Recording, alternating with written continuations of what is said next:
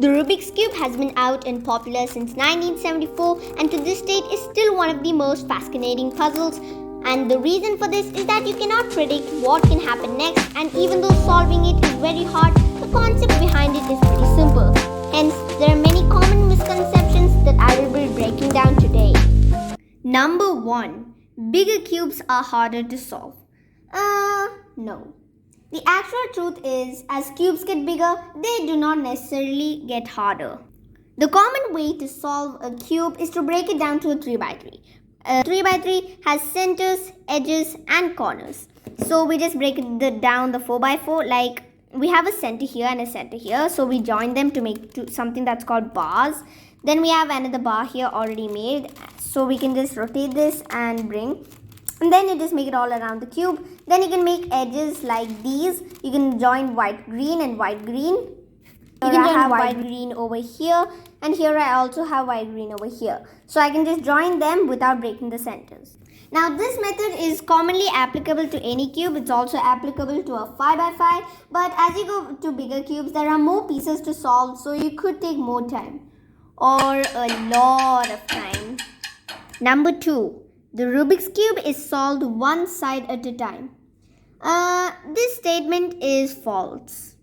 The reason the Rubik's Cube is not solved one side at a time is because when you solve a side, you don't actually solve all the pieces on that side.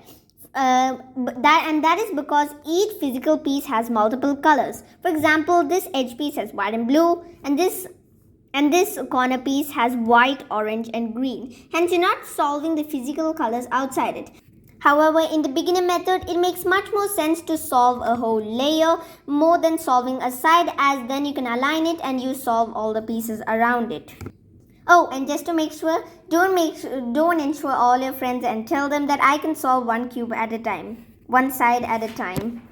Instead, go tell them that I can solve the entire Rubik's Cube, and if you want to learn how to solve it, I've included a link for the video in the description box below. Number 3. There is a secret to solve the cube, or we can solve the cube in just 2 algorithms.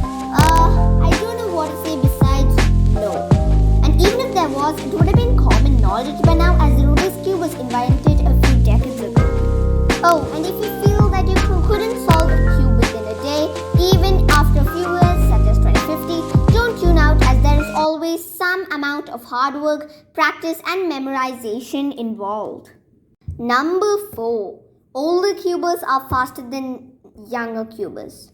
This is not always true. Now, this question really depends on how much you are into and dedicated towards cubing. Of course, to become faster within a short period of time, it does require some natural talent.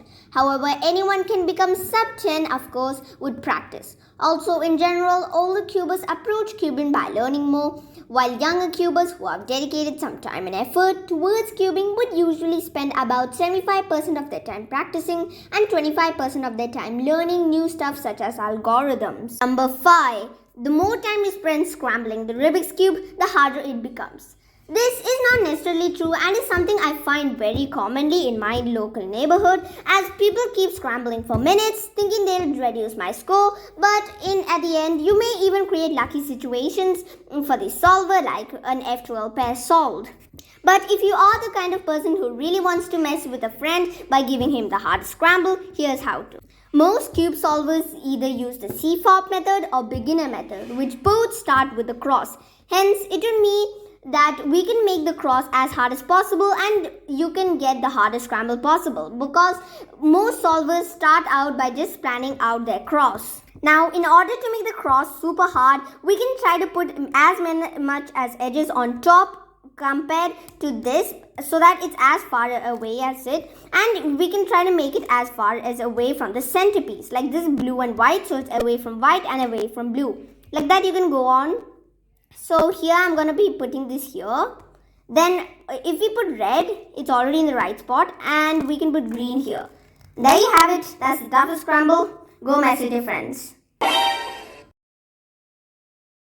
Oh, and videos like these are 100% fake.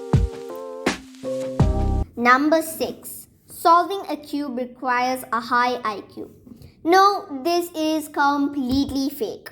Believe in yourself, guys. Believe. Anyone can solve a Rubik's Cube with enough practice, memorization. Also, solving a cube can improve your skills in geometry and recognition. Remember, all those fast solvers started from scratch. Number 7. Cubers plan for cubing competitions in advance. This is something I often hear people say about speed solvers, but the truth is that they do not. The only thing they prepare are their algorithms, F12 cases, etc. Otherwise, they look like they are not pausing because of a concept called look ahead.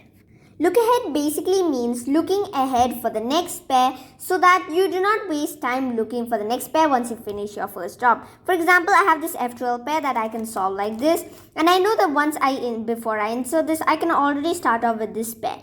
Hence, I just insert it and directly move into this step where I can automatically insert it, which looks like the flow of the solve is definitely flawless. Number 8. Some people can solve the cube while others can't. No,